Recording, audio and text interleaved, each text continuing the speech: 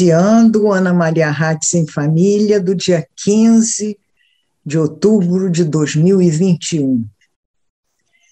Uma notícia muito triste, que me abalou demais. Na madrugada desse dia 11 passado, eu perdi um grande amigo meu, Lauro Barreto. Ele tinha 67 anos, deixa uma filha e 2 netos, e era uma figura ímpar, singular, inteligentíssimo, advogado competente, personalidade controvertida e encantadora, amigo dos amigos. Vai fazer muita falta, até porque suas posições e análises da política local mexiam com o ambiente e causavam verdadeiros tremores no cenário da cidade. Uma de suas mais marcantes paixões e últimas era o Padim Padre Cícero, como ele dizia, o Padim. E era uma devoção que ele tinha tal intimidade com ela e tal empenho em divulgar, que ele espalhava através das mensagens que ele botava nos envelopes das correspondências que ele mandava pelo correio. Meu Padim, Padre Cícero, ore com ele, fique com ele. Então, gente, estou muito abalada ainda com essa perda. Quero dar um abraço grande na família toda, na mãe dele, nas irmãs, na mulher dele, a Josiane, e desejar a todos, assim, o meu carinho, o meu coração transbordante de tristeza.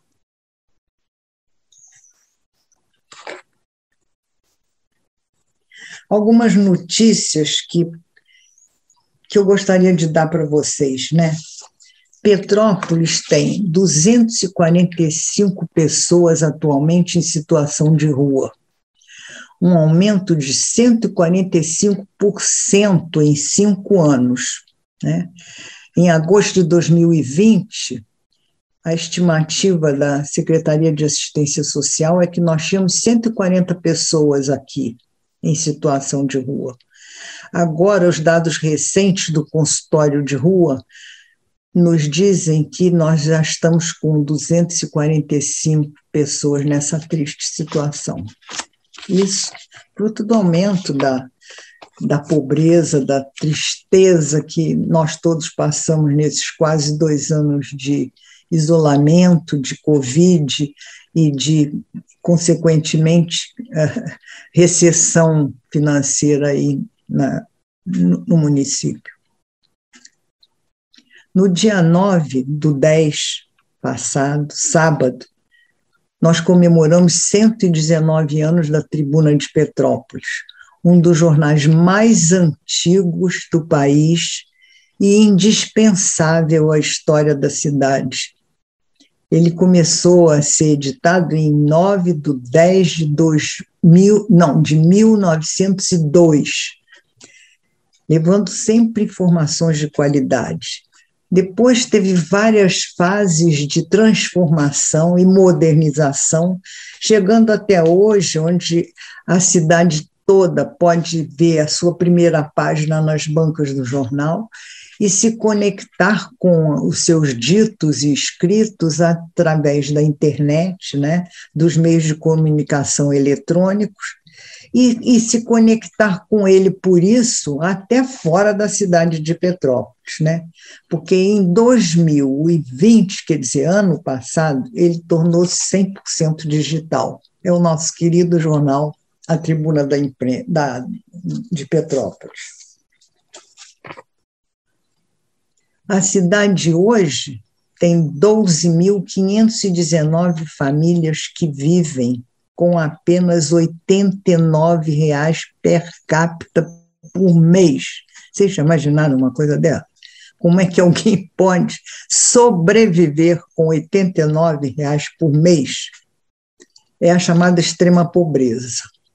Por isso a Defensoria Pública está preconizando tanto e, de certa forma, exigindo a criação de novos restaurantes populares nos distritos para acudir um pouco essa população tão em situação de miserabilidade.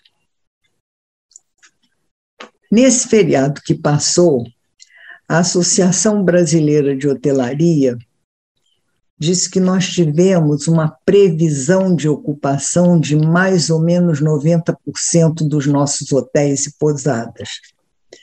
É a retomada do turismo em Petrópolis, né, que após a vacinação em massa, começou a movimentar a cidade. O comércio todo aberto, a cidade lotada, e pela primeira vez neste ano, nenhum município do estado apresentou uma taxa alta de risco de contágio à Covid-19, o que propicia um momento de flexibilização e relaxamento nas medidas restritivas. No Rio de Janeiro, já está se falando, inclusive, em se abolir o uso de máscara no Rio de Janeiro, capital. Vamos ver como é que reage o resto do interior do estado. Não é isso? Enquanto isso, gente, a inflação supera os 10%. O governo culpa o cenário externo, o Paulo Guedes. Mas não é verdade. A gente tem aí uma crise interna de descontrole econômico e financeiro brutal devido aí a essa identidade nova dessa condução desastrosa. Petrópolis já reajustou o gás de cozinha e a gasolina em mais ou menos mais de 7% do preço que estava atual, né? É uma barbaridade o que está acontecendo, né? E a retomada da lei seca em todo o estado completaram nesta última sexta-feira, dia 8, um ano. As blitz estiveram suspensas por mais ou menos 7 meses, de 19 de março a 7 de outubro de 2020, devido à pandemia, né? Agora, com toda a segurança e junto com a vigilância sanitária, as operações da lei seca retomaram o seu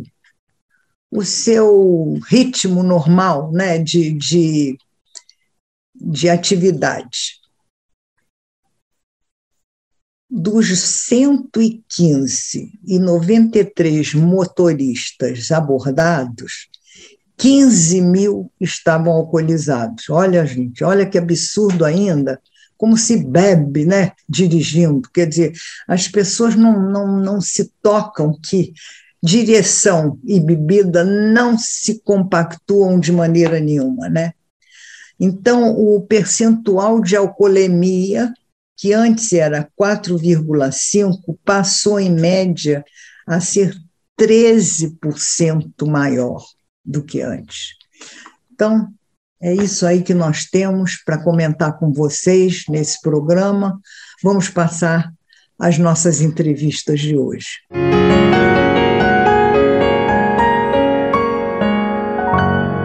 Vamos começar essa entrevista de hoje, que eu tenho o prazer de falar com Luiz Antônio Moura, que hoje é restaurador e encadernador.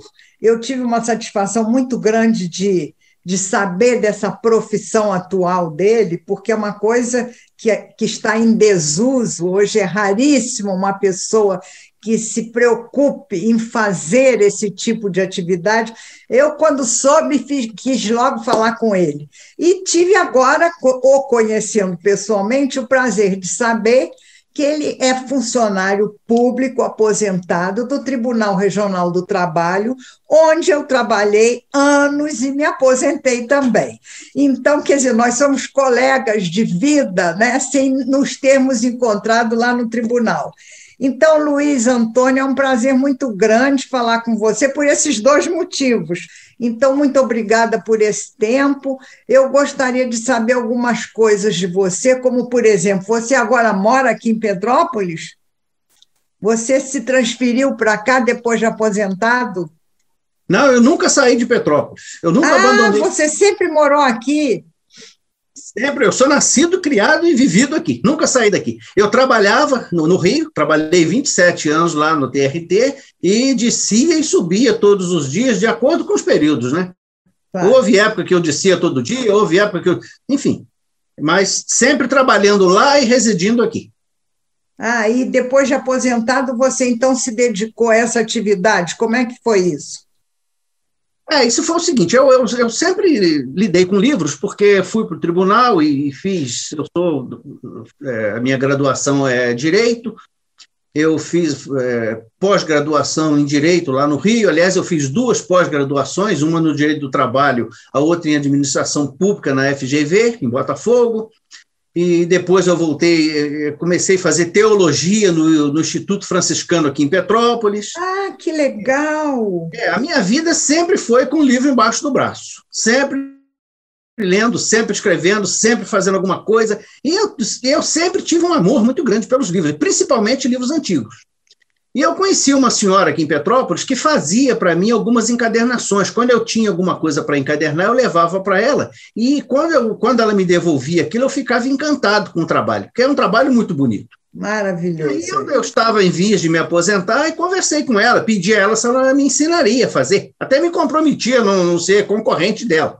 Mas ela disse, não tem problema não, pode concorrer à vontade, ensino sim e tal. E me ensinou e eu comecei a trabalhar. Só que o que acontece? Ela me ensinou a trabalhar com um tipo de material e depois eu desenvolvi o trabalho com outro tipo de material também. Por exemplo, ela não trabalhava com couro sintético, é o curvim. E eu passei a trabalhar com o curvim também. Então, eu faço restauração de livros com capa dura, faço revestimento com o curvim, e eu comecei, para mim, se tornou um hobby apaixonante, sabe? Eu mesmo fico admirado com o trabalho que eu produzo. Depois que está pronto, eu falo, gente, não é possível que eu consiga fazer.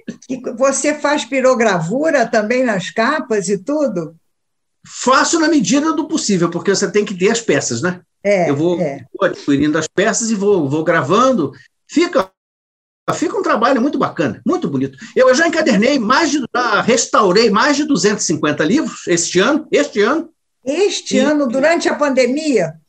Sim, durante a pandemia. E eu fiz uma encadernação de uns gibis, um cliente ligou para mim e perguntou se eu encadernava os gibis para ele. Foi encaderno, eu nunca tinha feito isso. Ele tinha mais de 60 gibis e ele queria encadernar. E eu encadernei para ele. Fui encadernando, fizemos alguns volumes, e aí um dia, depois que eu entreguei, ele falou comigo, você chegou a tirar foto? Eu falei, olha, eu tirei algumas. Eu vou te mandar umas aqui que eu tirei. Aí mandou. Mas ele tirou de uma posição tão bacana que quando eu vi, eu falei, gente, eu estou admirado com o meu trabalho. Você mesmo ficou surpreso com a qualidade do que você fez? Fiquei surpreso porque fica muito bonito, sabe? Você pega um livro desmontando com as folhas pretas, a capa rasgada, então cheia de fita cola, que é a saída que as pessoas têm de imediato, né? E aí eu tiro aquilo tudo ali, refaço aquilo tudo, eu coloco um produto para matar ácaros e cupins, um combinado que uma japonesa me ensinou a fazer, e aquilo fica lindo. E aí eu me apaixonei pelo trabalho. Montei uma oficinazinha aqui na minha casa, um barracão que eu tenho aqui, arrumei direitinho, comprei as máquinas necessárias e trabalho. Às vezes me pego trabalhando até domingo, 6 horas da tarde. Que coisa boa, quer dizer, além de ser uma atividade lucrativa, é um passatempo gostoso. Excelente, excelente. Não é isso? Excelente. E você restaura também outro tipo de objetos de arte ou só livro? Que você faz? Não, só livro. Só livro. Restaura só livro. Eu faço a restauração dos livros e faço encadernações também, né? Sei. Eu fiz uma encadernação de umas revistas antigas para um cliente. Eram revistas alemãs, eram alguns volumes, depois eram umas revistas, me parece que Arautos do Evangelho, que ele tinha algumas revistas lá que ele ia encadernar, e aí ele falou comigo, pode fazer da cor que você quiser.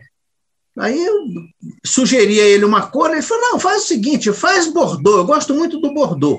Aí eu comprei o couro bordô e fiz. Eu nunca tinha trabalhado com o couro bordô. Olha, mas ficou lindo. E ele ficou apaixonado pelo trabalho. E eu agora estou encadernando 25 volumes de revistas para um cliente de Juiz de Fora, porque ele viu o meu trabalho e falou, olha, eu quero encadernar. Ele é médico, e aí eu estou fazendo são volumes com 8 revistas, dá mais ou menos uns 3,5 centímetros de lombada. E aí faço a gravação direitinho, fica fantástico. Excelente. Luiz, e você cobra quanto, mais ou menos, para fazer uma encadernação de um livro? É pelo tamanho, é pelo trabalho que você tem, pelo tempo que você gasta? Como é que você estima? Olha, Ana, fica em torno fica entre 90 e 120 reais. Um livro. Isso é. E você dando o material? Não, a pessoa dá o material ou você dá o material? Não, eu dou material. O que é que eu faço? Normalmente acontece isso. Eu tenho um cliente que acabou de sair da minha casa uma hora atrás, mais ou menos. Esse cliente, esse sim, vem de Santo Antônio de Pádua, e aí ele vem aqui no meu portão. Mas, em regra, eu vou até a casa dos clientes pegar, vou até a casa do cliente devolver, pago estacionamento, então isso encarece muito, entendeu? Com certeza. Mas o cliente tem o conforto na casa dele, ele me entrega e ele recebe lá. Que beleza, isso é uma coisa fantástica, meu Deus, eu nem sabia que existia isso aqui em Petrópolis, você sabe Mas disso? Não tem mesmo, não. Eu fiquei sabendo que não tem ninguém que faça mesmo. É muito raro a gente achar um encadernador, ainda mais um restaurador, é muito caro e muito raro, né? Então, quer dizer, você está prestando um serviço assim de uma qualidade, de uma utilidade extraordinária, né? E nessa época da pandemia, você percebeu que as pessoas se aproximaram mais dos livros ou não? Porque eu estou com medo desse negócio de internet, né? Que a gente agora é tudo online, e eu estou com pena dos livros, porque eu estou achando que as pessoas estão deixando de gostar tanto dos livros como deveriam, não é isso? Olha, o que eu percebi foi o seguinte, as pessoas tinha uma carência muito grande de restauradores aqui em Petrópolis. Né? As pessoas com quem eu lido, todas elas falaram sempre a mesma coisa. Eu estou procurando há muito tempo alguém para restaurar e não consigo. Então, o que eu percebi? Eu percebi que as pessoas têm livros de estimação, têm livros que elas têm apego a eles, e na medida em que sabem que tem alguém que faz o trabalho, elas procuram imediatamente a pessoa. Foi isso que eu percebi. Porque o que acontece? Há poucos dias eu até perdi um cliente lá de secretário, por conta disso, porque ele mandou a foto do livro para mim e eu dei o preço para ele. E aí falei com ele, eu acho que foi 90 reais que eu dei o preço para ele. Ele falou, olha, pode ser que você encontre esse livro na internet para comprar. Pode ser. Aí ele falou, vou ver. Eu falei. Aí o meu filho falou com ele, poxa, o senhor deu o caminho das pedras para ele. E aí, menina, o que eu fiz? Eu fui procurar na internet e achei o livro dele por 6 reais. Falei, não vai me pagar 90 para restaurar. Né? Não, com certeza, ele nem me deu retorno, ele deve ter comprado. Mas o que acontece? Existem muitos livros que as pessoas têm aquilo com estima. São livros que ganharam de presente da mãe, são livros que a pessoa tem o autógrafo do autor, livros antigos, são livros que a pessoa usa para estudo, que ela fez várias anotações nele, então ela não quer perder esse livro de jeito nenhum, esse livro, o valor para ela não importa. Você entende? É um valor afetivo, né? De memória, afetivo, né? Eu peguei há pouco tempo atrás, um cliente me pediu para restaurar para ele uma Bíblia, um dicionário Aurélio, daquele grande, e um outro dicionário inglês-português. Mandou as fotos para mim, eu passei o preço para ele, combinamos, eu peguei e trouxe para casa. Só que quando eu cheguei aqui, que eu fui ver o Aurélio é um Aurélio grande, daquele antigo, desculpa que apareceu uma taxa aqui na minha... aquele Aurélio antigo, grande. Eu falei, gente, está totalmente desatualizado. E ainda faltando a última folha, aquele grandão grosso. Aí eu entrei em contato com ele, ele falou, não se preocupa não, sabe por quê? Esse dicionário já está, eu sei que ele está ultrapassado, mas isso era da minha falecida mãe, e a minha mãe a vida toda falou que queria restaurar esses livros. Então, agora eu vou restaurar em homenagem à alma dela. É um amor. Claro. Tem uma razão de ser, né? É uma razão afetiva. É isso mesmo. Luiz, deixa aí um telefone seu para que alguma pessoa que queira esse tipo de trabalho saber onde te encontrar, porque eu acho que é importante eu fazer esse serviço de utilidade pública, porque o que você está fazendo, na minha opinião, é um serviço de utilidade pública, restaurando os livros dos outros, entendeu? Então, eu quero que você deixe esse teu telefone aí, para que as pessoas que precisem possam, através do programa, entrar em contato com você. Ah, deixo sim. O número mais fácil de me encontrar é pelo celular, DDD 24. Isso, é. É 99964-8803. 99964-8803. E eu mandei confeccionar alguns marcadores de livros, no estilo deste aqui. Isso aqui são marcadores de livro.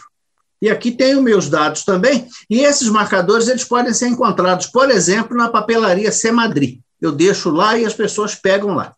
Ah, que coisa boa! Então, isso é um bom indício, né, para quem precisar ir lá e pegar para entrar em contato com você.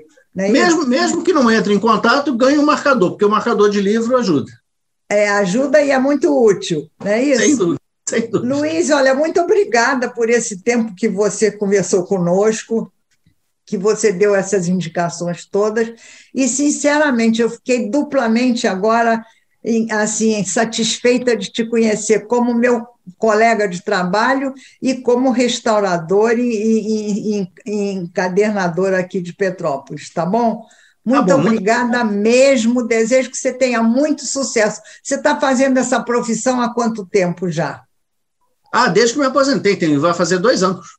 2 anos que você... Quer dizer, você começou a fazer isso quando a pandemia pegou fogo, não é isso? Um mês e pouco antes de começar a pandemia, eu comecei a fazer isso. E aí resolvi não parar mais, porque, na verdade, o que aconteceu? Eu me apaixonei pelo trabalho. E quando a gente gosta do que faz, a coisa... Faz com prazer, prazer. Eu nunca pensei que eu ia me aposentar e ia arrumar alguma atividade imediatamente. Eu falei, eu vou descansar uns 10 anos, pelo menos. Mas não deu. Graças a Deus, não deu. Mas você está com muita vitalidade, não precisa descansar, não. Acho que trabalhar faz bem, né? É muito bom, certeza. Não é isso? Com certeza. Luiz, muito obrigada. Está um prazer muito grande. Use e abuse do programa sempre que você precisar, tá bom? Tá bom. Muito obrigado. O prazer foi todo meu e foi uma pena que nós não tenhamos trabalhado diretamente juntos, mas fica aí a nossa... mas a vida tem dessas coisas, né? Nunca é tarde para a gente se encontrar, não é isso? Com certeza. Muito prazer e muito obrigada. Eu estou fazendo esse vídeo para mostrar para você o trabalho de encadernação de revistas. Isso aqui é uma coleção de revistas de história viva, da editora Dueto, e eu resolvi encadernar porque o cliente gostou da ideia e me pediu para fazer esse trabalho para ele. Aqui é um dos volumes que vão ser encadernados e, por enquanto, as revistas estão soltas, os fascículos estão soltos. Essa primeira fase envolve essa costura, conforme eu disse. Ó, isso aqui já foi costurado. Já foi passada uma primeira camada de cola. Já não abre mais, tá vendo? Tá seguro. E a partir daqui nós vamos então fazer uma folha de guarda, aparar essas arestas aqui, porque tem várias arestas, né? A gente vai aparar essas arestas direitinho e vai fazer os volumes. Aqui, por exemplo, tem 5 volumes prontos. Por quê? Porque essa coleção está dividida em 12 volumes.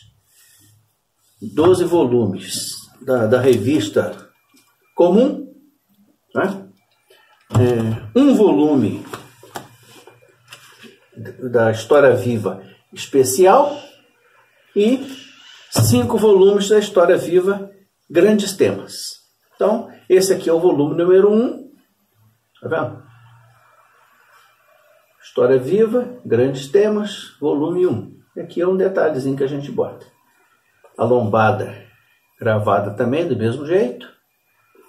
E a capa dura. Isso aqui é uma capa feita de couro, bordô, não é? Vou chegar perto aqui para você ver. Olha, fica muito bonita. E a capa introdutória a qual eu me referi. Olha aqui. Você tem aqui essa capa introdutória. Né? Aqui nós temos uma folha de papel manteiga. E aqui então começa o conteúdo das revistas.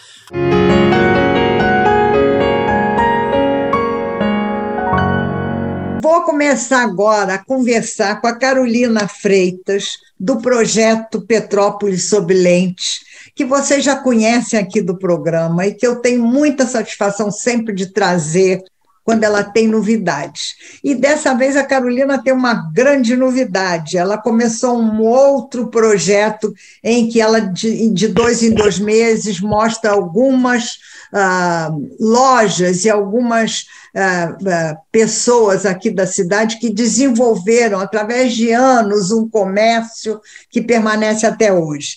E, para meu prazer, ela trouxe a Tereza Cristina Carneiro do Carmo, que é filha do Fernando Lanes do Carmo, para falar um pouco da Câmara de Diretores Lojistas, que nós fizemos uma entrevista sobre a Câmara e os 60 anos de existência, há pouco tempo, com o Cláudio Mohamed, que é o atual presidente da Câmara.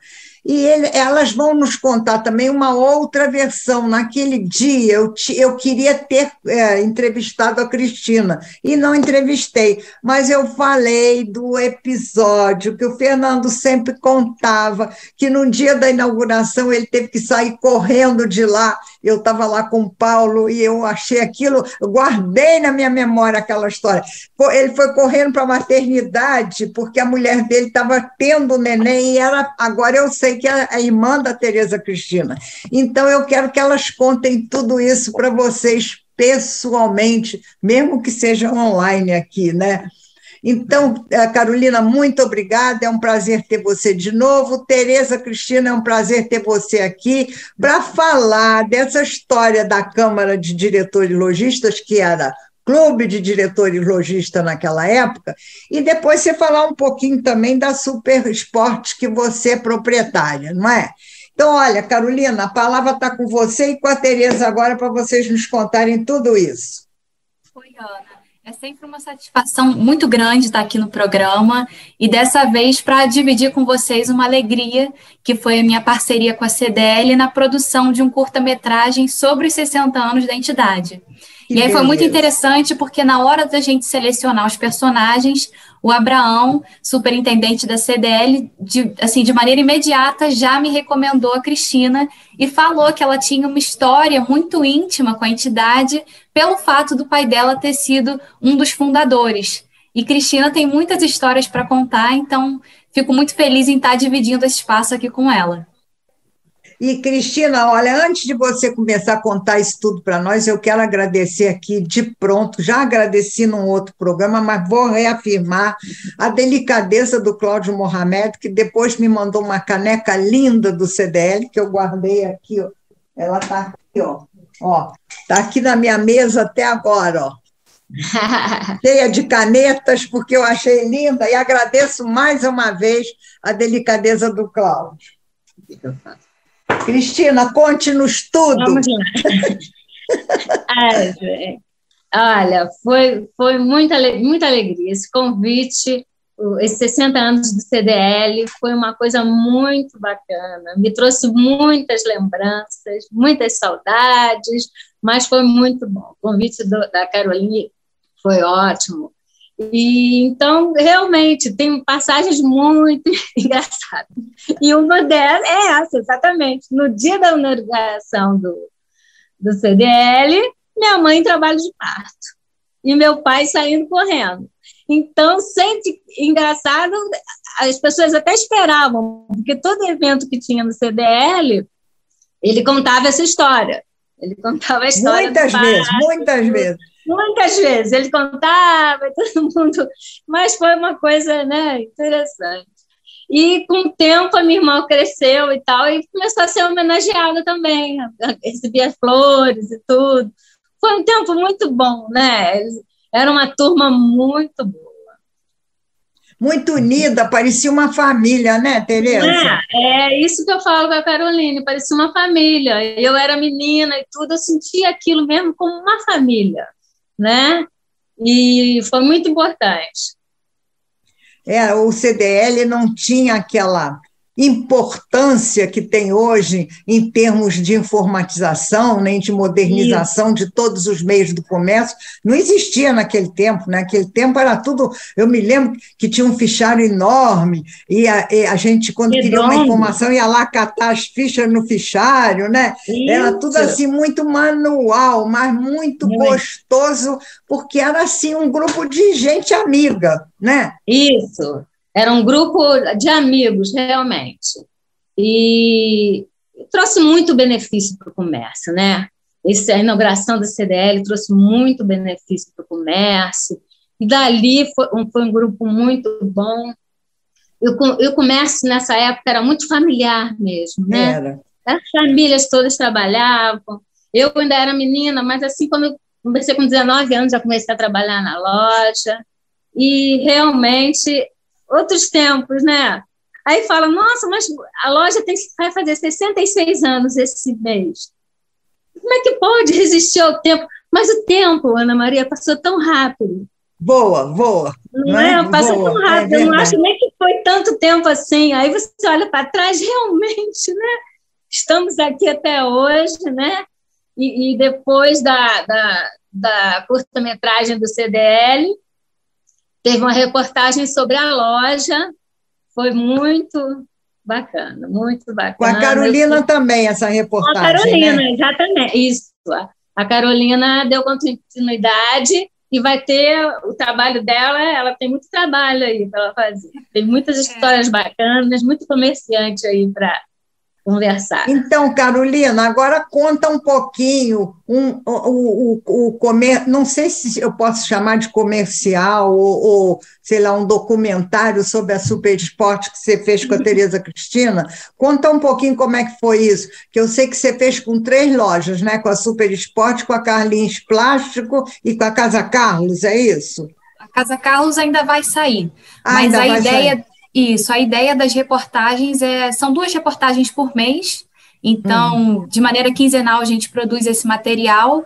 Quem estreou a série foi a Cristina, com a Super Esporte, e a repercussão não poderia ter sido melhor. Foram mais de 1.500 acessos no site, publiquei em vários grupos, e as pessoas ficaram muito comovidas em ver que a loja resistiu ao tempo e que permanece em família. Porque esse é um diferencial muito grande no comércio petropolitano ainda, né? Apesar dele ter mudado muito, é uma característica que permanece viva. E as pessoas compartilhando muitas lembranças e memórias afetivas da loja. Então, recebi comentários de pessoas que se conheceram por causa da Super Esporte, que as gerações têm comprado na loja, e isso tudo serve muito como incentivo, né? Para quem trabalha no comércio e se vê lembrado. E aí a ideia é realmente fazer essas 2 reportagens por mês. A CDL, eu, enquanto jornalista que trabalha com memória, eu acho que faz muito sentido estar próxima da CDL, porque a CDL é isso. A Cristina comentou e ela sempre teve uma relação muito próxima da população, tanto que tinham aqueles concursos de vitrine no passado, sempre existiram essas grandes campanhas, e a ideia... Olha, eu me lembro, Carolina, que tinha sei lá, era um evento no fim do ano que eles sortearam até um automóvel, não teve isso, Cristina? Teve, Tereza isso Cristina. Mesmo. Tinha chegada de Papai Noel, tinha sorteios de carro e teve sorteio de um apartamento também. Isso foi mesmo. O maior sorteio que eles fizeram. E esse material, essa questão do sorteio do apartamento foi um dos fatores que foram mencionados no curta-metragem. E aí, até como curiosidade, quem quiser conhecer mais da história da CDL, pode acessar o curta-metragem, que está disponível tanto no site da CDL, quanto no YouTube do Petrópolis Sob Lente. E o material acabou ficando muito bacana, porque a ideia foi resumir 60 anos de história em cerca de 6 minutos. E aí eu conversei tanto com a Cristina, quanto com outros personagens que estão relacionados a essa história. E que evidenciam justamente essa transformação na tecnologia. E aí, curiosidades, né? Conversei com uma estagiária da época que trabalhou nesse sistema de fichas. E ela, uma das curiosidades que ela mencionou é que, na época, muita gente vinha comprar na Rua Teresa. E aí, se fosse uma pessoa, de repente, da Bahia, a CDL daqui tinha que ligar para a cidade de origem da pessoa na Bahia para checar o histórico de compras e aí, horas depois, realmente verificar se ela podia ou não fazer uma compra via crediário. E aí isso mostra como é que os tempos mudaram e como é que essa informatização está ligada ao comércio, né? É a agilização do comércio, né, de todas as medidas, né? Esse negócio de consulta ao crédito, né, se pode, se não pode, isso tudo era... Eu me lembro que você entrava numa loja aqui de Petrópolis, a Tereza Cristina deve até rir de eu falar isso, mas você ia comprar uma coisa, aí o dono ia assim disfarçadamente lá ligar para outra loja, ou então para o CDL, para saber se aquela pessoa... Não é? Podia ter uma ficha lá e podia... Um CPF, que naquele tempo ninguém nem falava em CPF, mas uma ficha bancária que fosse idônea, né, para poder vender, não era assim? Verdade, era assim mesmo. E até a loja, nos primeiros tempos, teve cobrador. O cobrador tinha uma lambreta, ia cobrar de lambreta, porque, gente, era assim, tinha que ir na casa, tinha que cobrar, tinha que... Não é? Mas eram tempos muito gostosos, né, Tereza, muito. Também, né? Muito gostosos. A cidade era menor, o movimento era menor, mas era muito, muito mais, sei lá, mais quente, assim, a gente conhecia todo mundo, né? Era, assim, muita amizade, as pessoas eram mais próximas, né?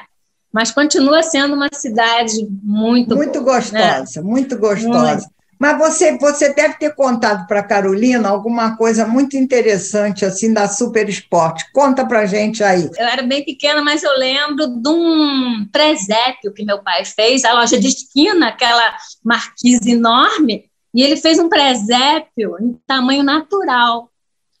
Foi um show, foi o comentário do ano, foi aquele presépio natural naquela marquise de esquina redonda.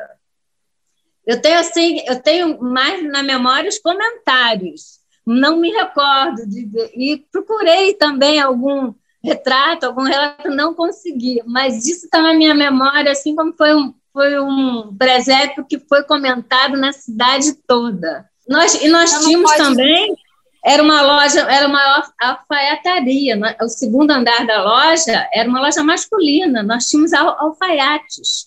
Fazíamos ternos e tudo. Isso, fazíamos ternos. Eu, quando criança, cheguei lá, vi eles lá passando e tal, que era uma loja estritamente masculina, e até antigamente não tinha roupa pronta, né, Ana Maria? Era não tudo tinha. Feito. Fazíamos ternos. Mas ela sempre chamou Super Esporte, a loja, ou houve um tempo que ela tinha outro nome? Super Bowl. Super Bowl. Super Bowl. Até 78 era Super Bowl. Meu pai já era diretor lá, né? E chegaram a ter 15 lojas. Meu pai trabalhava só às quartas-feiras que ele ficava em Petrópolis. Nos outros dias ele trabalhava no Rio, que era a matriz, que era a principal. Quer dizer, era como se fosse um consórcio de lojas assim que se dissolveu? Isso, se dissolveu. Depois da sociedade, né? Da morte do diretor, se dissolveu, e aí cada um foi para um lado. E aí meu pai ficou aqui com essa, e aí estamos aí até agora, né? E tem também o Garrincha, né, Ana Maria? O Garrincha foi na loja em 62. É vinda do Garrincha aqui em Petrópolis. Vinda do Garrincha aqui em Petrópolis, ele foi na loja em 62. Então, tem várias fotos da loja lotada, ele autografando bolas e vendendo. Diz meu pai que sumiu mercadoria. Caramba, a loja parou. A rua parou, ficou lotada de gente. E também é um episódio que meu pai sempre conta. E a taça Júlio Rimet, aquela de ouro, Aquela que foi roubada depois, né? Isso, Aquela foi roubada depois e derretida. Ficou na loja, ficava na vitrine da loja. E vocês não morriam de medo, não? Período, se foi 1 mês ou 2 meses, meu pai colocava na vitrine da loja em exposição, aquela de ouro ali. De noite, fechava a loja, botava embaixo do braço e levava para casa. Ele achava mais seguro levar para casa. Olha que coisa! Levar para casa a taça e botar embaixo do braço. Depois o Brasil ficou definitivamente com essa taça, né? Porque ele ganhou mais de 3 vezes e aconteceu o que aconteceu. Ela foi roubada, provavelmente já está derretida. Né? Quer dizer que aqui em Petrópolis ela estava inteiramente preservada, né? Com toda a segurança. Teu pai botando ela debaixo do braço, era toda vez seguro para burro. Botava na vitrine, de noite botava embaixo do braço e levava para casa. São histórias, né? Boas Carolina, histórias. Que coisa boa essas histórias. Você conta isso tudo no documentário? Na época, a Cristina me falou que a loja ajudou a aproximar o pai dela. Porque antes, como ele trabalhava no Rio, né, Cristina? Acabava que ele chegava em casa, a Cristina já estava dormindo. Saía de casa, a Cristina estava dormindo. E aí, quando ela começou a trabalhar na loja, eles criaram um vínculo ainda mais forte. E eu achei isso muito bonito na época, porque eles faziam tudo juntos. E você tem boas recordações dele como patrão, como teu patrão, assim? Muito. Tenho muitas recordações. E muitos representantes e tudo falam, Cristina, você tem o jeito do teu pai, até de escrever, sabe, de fazer. Mas, Cristina, você tem mesmo. Você sabe que você lembra muito ele? Lembra. Muita gente fala, você tem o jeitinho dele, o jeito de você até escrever, de atender, não é? Aprendi tudo com ele, Ana Maria. Não era assim, eu fiz economia, eu não tinha pretensão de ficar na loja, mas aí já viu, o bichinho mordeu, você criou amor pela coisa, né? E aí, estou até hoje na loja e tenho muito orgulho, tenho muito amor, foi ótimo. A gente tem que tirar o chapéu para a Cristina, porque ela foi capaz de adaptar a loja aos tempos modernos e o que as pessoas buscam agora. Como ela falou, Super Esporte, né? Na época, Super Bowl começou como uma alfaiataria e como uma loja de artigos masculinos, e hoje ela é focada em artigos esportivos. Então, é um mundo lá dentro, é um universo à parte, e realmente buscando atender às necessidades do público de hoje. E eu acho que é isso que faz a loja continuar nativa depois de tanto tempo, porque realmente na época da entrevista, uma frase dela que marcou é que tudo está em transformação. O que é hoje pode ser que não seja amanhã. Você sentiu muita dificuldade em relação a esse tempo de isolamento social, de internet vendendo tudo? A loja chegou a fechar fisicamente ou não? Eu fiquei 1 mês fechado, realmente, com férias coletivas e tudo. Ana Maria, continuo com meus 4 funcionários, não demiti nenhum. E a gente foi vendendo. Arranjei um motoboy para fazer entrega. E a gente trabalhava internamente, começamos a vender pelo WhatsApp, tudo. Então, tudo está se transformando, tudo vai se transformando. Como a Carolina eu falei com a Carolina, você vai se adaptando. O que é bom hoje não é bom amanhã, e você vai se reciclando, se adaptando. Então, foi uma fase difícil, mas graças a Deus está tudo sob controle. Eu espero agora, a gente trabalhando agora em horário normal, integral, está ótimo. E a gente vai na luta. Realmente, mas não foi assim. Eu esperava um baque maior. As pessoas... mas as pessoas malharam muito em casa. Eu trabalho com esse material todo esportivo.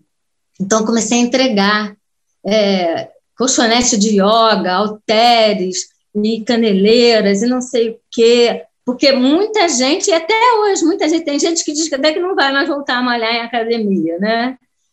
Que coisa boa, então, que você conseguiu se adaptar com facilidade. E você acha que isso foi uma constante assim no comércio aqui de Petrópolis, né? Porque eu estou achando que tá rapidamente está voltando tudo ao quase normal, né? Ao novo normal, né? Eu acho que alguns setores tiveram os baques maiores, mas eu acho que Petrópolis teve um baque menor. eu vejo assim, notícias do Rio e de outras cidades, entendeu? Petrópolis até que está se recuperando bem.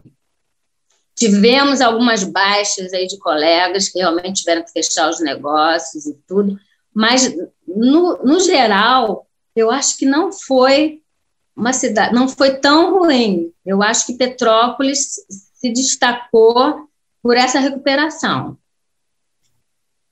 Que bom que você deu esse testemunho aqui, porque eu acho que isso vale, inclusive, como estímulo para a gente cada vez, né, se ligar mais no comércio da cidade, que a gente tem que prestigiar o comércio local, não é? Olha, eu faço isso direto. Tudo que eu compro é um biscoitinho, é um negocinho, eu leio, é de Petrópolis. Gente, é a nossa cidade, né? A gente tem que valorizar o que nós temos, incentivar nossos produtores, né? Comprar as coisas aqui, e nós queremos viver aqui, não é? É isso mesmo, e esse sentimento assim de pertencimento, né? A cidade é nossa. Eu acho que a gente tem que assumir isso com o coração mesmo, não é só da boca para fora, né? É uma coisa de vivência, não é? Nós moramos aqui, a gente tem que incentivar realmente o comércio local. E eu acho que Petrópolis, assim, eu saio pouco aqui. Mas meu marido foi ao Rio e tudo, ele teve um choque com o centro do Rio, como está totalmente... esvaziado totalmente. Então, realmente, Petrópolis, eu acho que está reagindo bem e vai reagir bem. Que bom, que bom. Carolina, e você tem mais alguma coisa para falar dessa outra loja que você fez o documentário esses 2 meses? Só para acrescentar que um dos objetivos dessa série de reportagens de quinzenalmente contar a história desse comércio ativo, parceiro da CDL, é justamente estimular as pessoas a conhecerem a história por trás desses lugares e estimular esse consumo dentro dessas lojas, porque são histórias e são trajetórias que às vezes as pessoas não têm dimensão do quão preciosas são. As pessoas esquecem que as lojas estão há tanto tempo.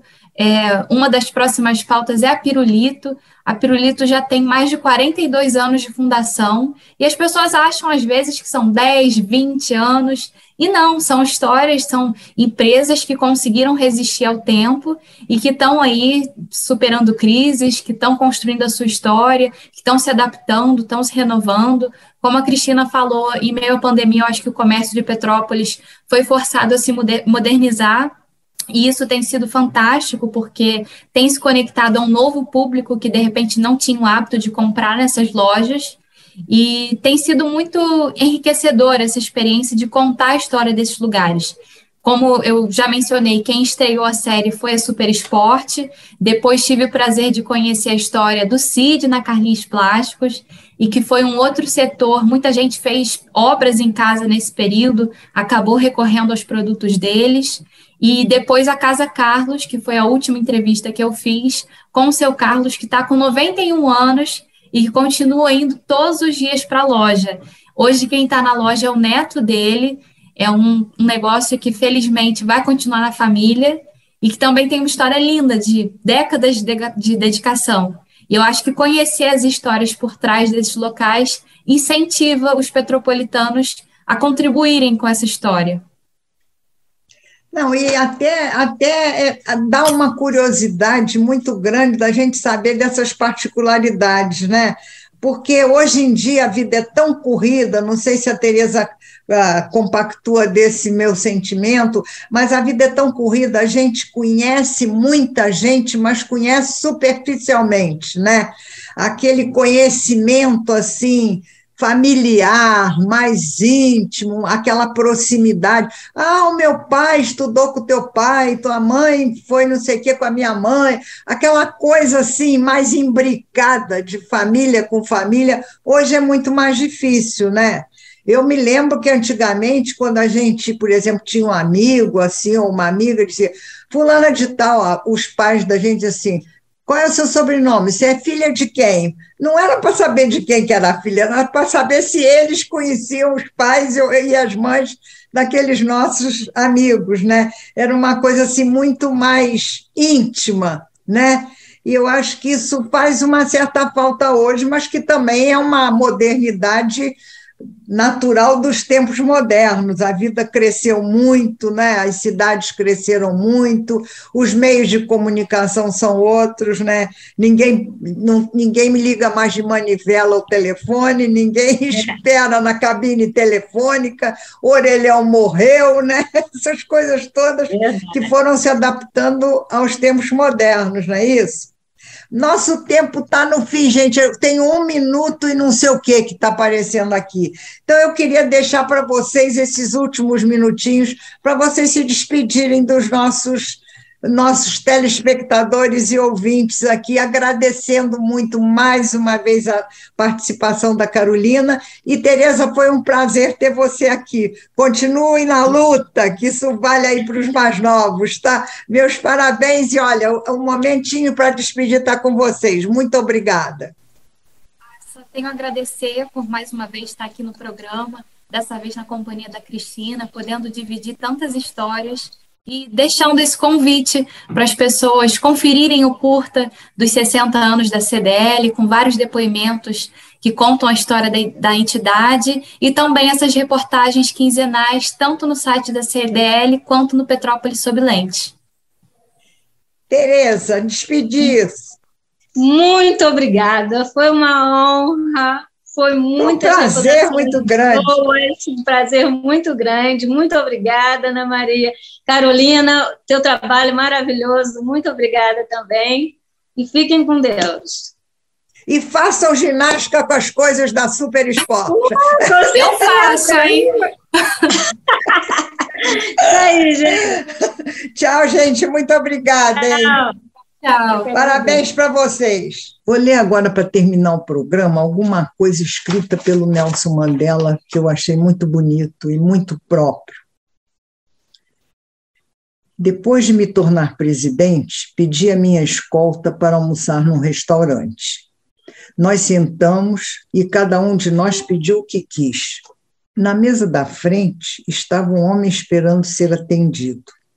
Quando foi servido, eu disse a um dos meus soldados: vá pedir a esse senhor ali da frente que se junte a nós. O soldado foi e lhe transmitiu o meu convite. O homem levantou-se, pegou seu prato e sentou-se bem ao meu lado. Enquanto comia, as suas mãos tremiam constantemente e não levantava a sua cabeça da comida. Quando terminamos, despediu-se de mim sem apenas olhar para mim. Apertei-lhe a mão e ele foi embora. O soldado me comentou: Madiva, aquele homem devia estar muito doente, pois as mãos dele não paravam de tremer enquanto comia. Eu lhes disse: não, de jeito nenhum. A razão de seu tremor é muito outra. Aquele homem era o guardião da prisão onde eu estava. Depois que ele me torturava, eu gritava e chorava, pedindo um pouco de água, e ele vinha e me humilhava, ria de mim, e ao invés de me dar água, mijava na minha cabeça. Estava não doente, estava assustado, esperando que eu, agora presidente da África do Sul, o mandasse prender e lhe fizesse o mesmo que ele me fez. Mas eu não sou assim. Essa conduta não faz parte do meu caráter nem da minha ética. As mentes que procuram vingança destroem os estados, enquanto as que buscam a reconciliação constroem nações. Ao sair pela porta da prisão para a minha liberdade, soube que, se eu não deixasse toda a raiva, todo o ódio e o ressentimento, continuaria sendo eternamente um prisioneiro.